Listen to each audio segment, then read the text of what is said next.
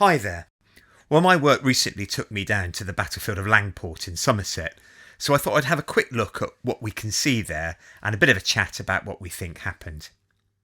Now, this was a battle that was fought on the 10th of July 1645, and it was a key moment in the advance of Parliament's new model army after their victory in the previous month at the Battle of Naseby.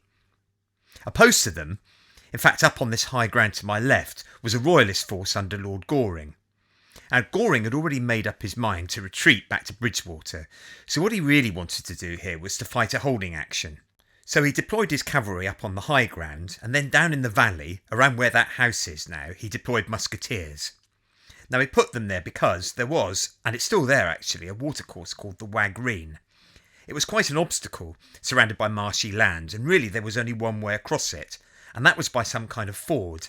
Apparently it was quite narrow, only 4 horsemen could pass it abreast, and it said that the water came up to the horses' chests.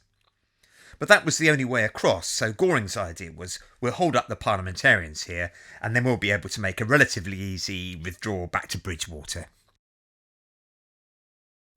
The parliamentarians under Sir Thomas Fairfax arrived from Long Sutton, up on the hill opposite to us, and they deployed in that land up there, and the first thing they had to do was to secure that ford. So they sent musketeers down themselves, and the battle began with a duel of musketry in the bushes and hedgerows that were lining Wagreen. Eventually the parliamentarians, assisted by their artillery which fired from the hills up there, cleared the way, and that opened the way for the parliamentarian cavalry to advance.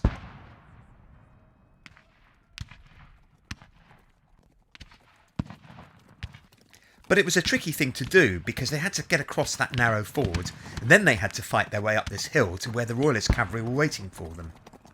But it was done with great verve and courage. Originally a small force of horse went across, led by a Major Bethel. They secured a bridgehead, and then more cavalry could go across. They countercharged the royalists, and gradually they forced their way up the hill to our left.